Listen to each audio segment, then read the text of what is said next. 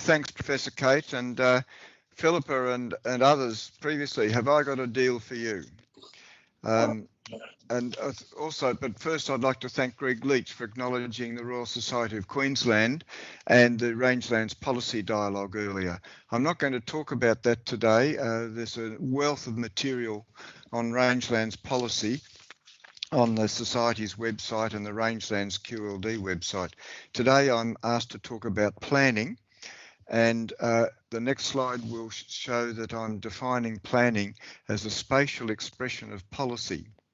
And regional planning as a scale of planning, and I'm positioning planning as being a procedure undertaken to inform the application of tools, which I'll explain next. I'd like to put the proposition that strategic planning or regional scale planning has been neglected in favour of project-specific assessment and property-specific planning.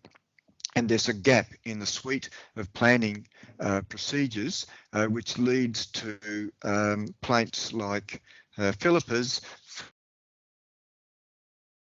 for some strategic way, and also leads to the problems that I think James Henderson identified earlier about a lack of direction of the LRF. And I'll explain all of that as we go on.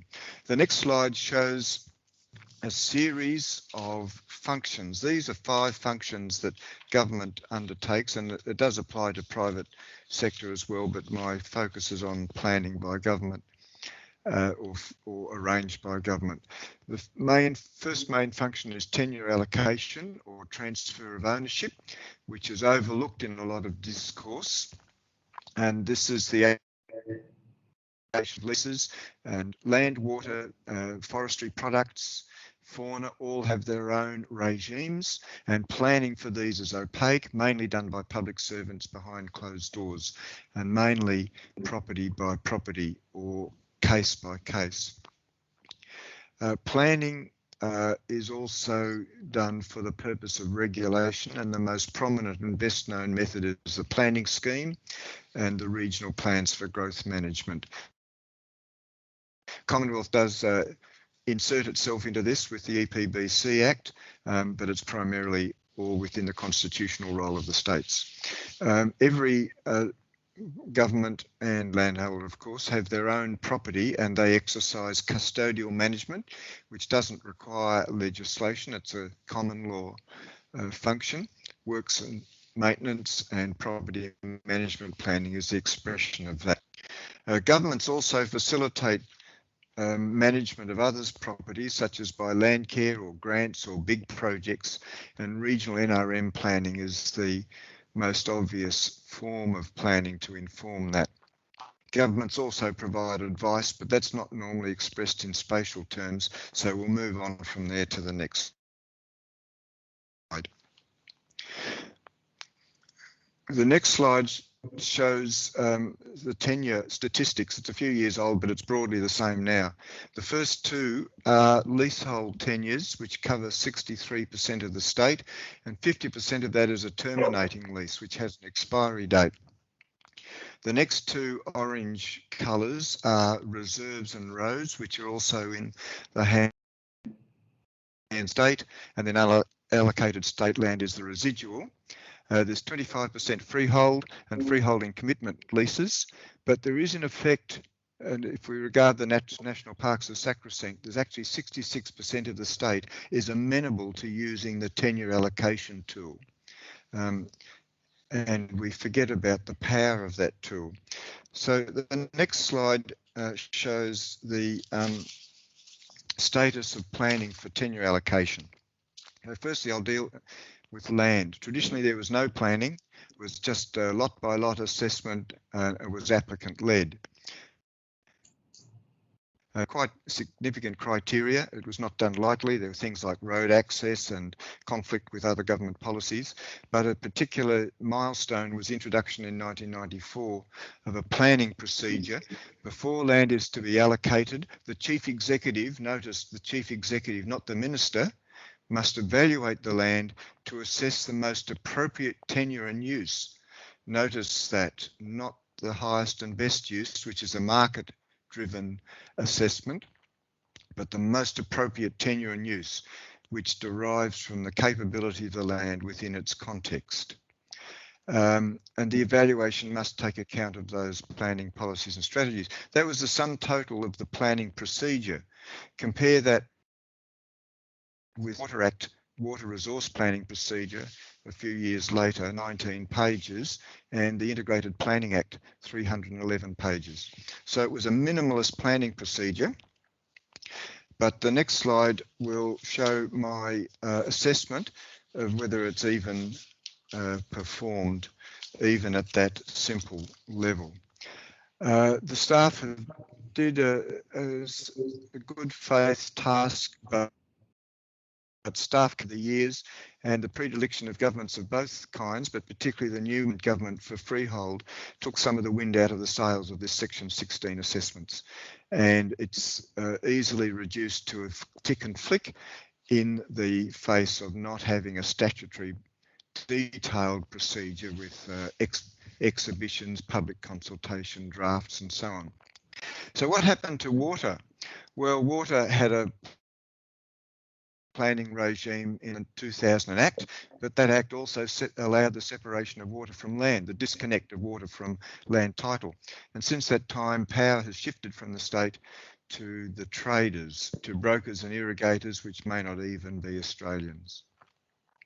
Minerals never had a planning regime. It was always case by case, and it even exempt from development control under the town planning or the statutory planning regime. The public interest test in the Mining Act is weak. Right, so in 1996, the land use departments tried to get a consolidated planning process established for land, water, veg, etc. It failed because of vehement opposition from the farming industry. That entire legislation was shelved, the executive responsible was dismissed, and farming ended up with separate regimes. Were not combined, they remained separate, so they've now got 5 or 6 forms of red tape instead of one. And I'll suggest to the farming industry it was an own goal. In 1997, the Department of Local Government and Planning tried to fold planning for tenure allocation into IPA or into statutory development planning, and the departments strongly objected to that, and it didn't happen. Right, the next slide shows the current status of regulatory planning. I think the planning schemes are faltering. Development assessment can proceed even if contrary to a planning scheme. That's a defect in the legislation. And as for regional planning for growth management, well, the entire branch was dismissed in 2012, and we have the preference in some cases for preferred development areas which override the planning scheme. And if Toondah Harbour can still be a live proposal 26 years after it was first killed, and it's contrary to the planning scheme, contrary to the regional plan for growth management, and contrary to the International Ramsar Convention, I'd suggest to you that the planning system has 3.5 flat tires. Right, the next slide is what I would, an assessment of current status of planning for land management. Now this slide is about private land, state land which is leasehold, and then a couple of others. In 2011, the state department, the lands department, after about 10 years work, got a Del Bessie agreement accepted by, I think, by peak bodies and by the government. And this was to be a stick and carrot scheme whereby the state would grant extensions of time to term leases and other considerations through the leasehold system in return for constant biodiversity and other outcomes, such as statutory covenants. It was a cautious approach. It was killed by the Newman government, I think because of complaints from a few individual landholders. I can't imagine the department wanting to revive that, which just goes to show that government decisions matter and they need to be well informed if they're going to be enduring. There's a failed opportunity, and I'm very interested in James Henderson's presentation this morning, the Land Restoration Fund did have the prospect of doing some regional planning, but it's failed dismally, I think. I don't see any theory for connecting the measurable stocks and marketable stocks with the non-measurable flows of carbon through the landscape, which is what provide the co-benefits. And I think it's just now a marketing tool.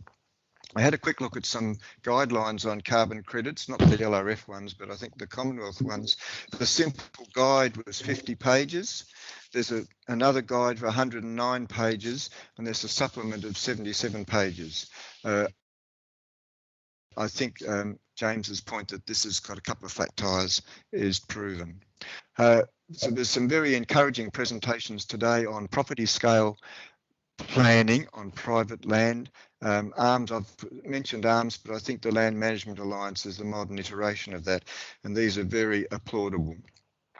But the next slide, I'd just like to show the status of regional NRM planning. In 2008, the Commonwealth more or less turned its back on funding regional NRM planning by the regional NRM bodies in favour of project-by-project funding. This allows announceables by politicians and others, but it meant lack of momentum in this regional landscape analysis, which could have led to better decision making across the board, not just for land care grants. There always was an on-property regional NRM planning, but it was the only thing in sight that was looking at strategic land use at the time.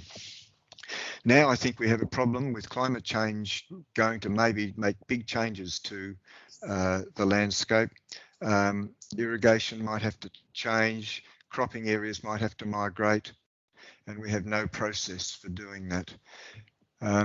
And the next slide will show what I think are some of the missing functions. There's no forum to assemble. You there, Melanie? There's no forum to assemble expert knowledge across disciplines. There's no forum for translating expert knowledge into opportunities and threats, that is, environmental limits. There's no forum for foreseeing large-scale trends like climate change, energy. What will liquid fuel shortage do for agriculture, food security? There's no obvious forum for bridging departmental portfolios or for tapping into community knowledge, and there's no forum for countering the malign influence of Sky News regional, which is going to make policy making in the rural sector much, much harder. Am I doing something wrong, Melanie, or can you still hear me? Yes, perfect. There we are. Okay. The final slide is that I would suggest a new multilateral forum is required to tease out some of these issues. Philippa, vegetation clearing, 20 years and it's still a festering sore. How can Queensland allow that to continue to be a festering sore? And partly it's because it's being done case by case. The government has mapping. Mapping is contested. There's no forum for resolving these differences. And the regional scale is a good one because it's the largest one at which individual landholders can meaningfully participate, and yet it's also a scale at which the state government can participate. There's no forum for resolving mining versus farming. There's no forum for stopping the encroachment of urban development farming, except good quality ag land policy that seems to fall over every time there's pressure on it. There is now a Forestry Advisory Council, but there hasn't been a forum for resolving native forest logging conflicts. No forum for the big projects that go straight to project assessment, where heavyweight seems to rule. And with carbon withdrawal, I'm told there's 1 million acres at Wyandra where carbon purchasers have locked the gates. And Ben Lyons, every farmer needs a town. I'm not sure how farmers will get by in Cunnamulla if Cunnamulla shrinks any further than it does. So I don't see any process by which carbon sequestration is going to be managed systematically and for any win-win form. There's a model for a statutory authority. It's the Victorian one, successful more or less since 1970. It had a change after about 30 years, but it's a successful model. But this requires bipartisan support, and with Sky News Regional about to stir up antagonism against environmental thinking and to stir up victimhood amongst rural people, I don't see any rosy opportunity on the horizon for this forum to be established. Thanks for your attention.